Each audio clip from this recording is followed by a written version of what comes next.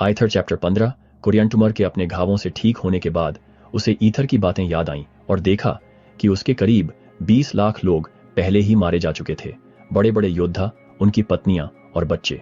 उसका दिल दुख से भर गया और उसने अपनी बुराइयों के लिए पश्चाताप किया। उसने शिज को लिखा, उससे लोगों को बख्श देने के लिए कहा और राजपाट छोड़ने का ऑफर दिया।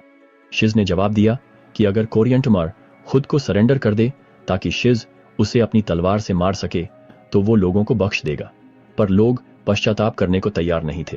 कोरिएंटुम और शिज की आर्मीज गुस्से से भड़क उठीं और जोरदार लड़ाई लड़ी।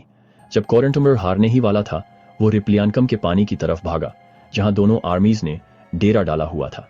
अगले दिन उन्होंने बहुत भयानक लड़ाई लड़ी। कोरिएंटुमर फिर से घायल हो गया और खून बहने से बेहोश हो गया।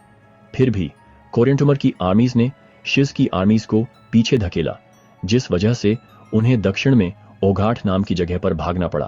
कोरिएंटुमर की आर्मी ने रामा पहाड़ी के पास डेरा डाला, जहां मॉर्मन ने कभी पवित्र रिकॉर्ड्स छिपाए थे। उस जगह के बचे हुए सभी लोग इकट्ठे हो गए। जो कोरिएंटुमर के साइड थे वो उसकी आर्मी में शामिल हो गए और जो शिज के साइड थे वो उसकी आर्मी में। 4 साल तक उन्होंने ताकत जमा की, लड़ाई की तैयारी करते रहे। जब सब पूरी तरह से जमा हो गए, मर्द, औरतें और बच्चे सब लड़ाई के लिए हथियारों से लैस थे और पूरे दिन लड़े पर कोई नहीं जीता। रात में वो अपने मारे गए लोगों के लिए रोते थे, उनकी चीखें आसमान में गूंज रही थीं। अगला दिन बहुत भयानक और लड़ाइयों से भरा था, पर फिर भी कोई साइड नहीं जीती। वो पूरी रात मातम मनाते रहे। कोरिएंटुमर ने शिज को एक और चिट्ठी भेजी, जिसमें उसने लड़ाई न करने के लिए कहा, बल्कि राजपाट लेकर जाने बख्श देने को कहा।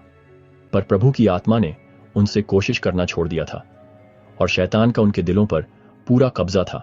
उन्होंने अपने दिल पत्थर के कर लिए और फिर से लड़ाई करने चले गए। वो पूरे दिन लड़े और रात में अपनी तलवारों पर ही सो गए।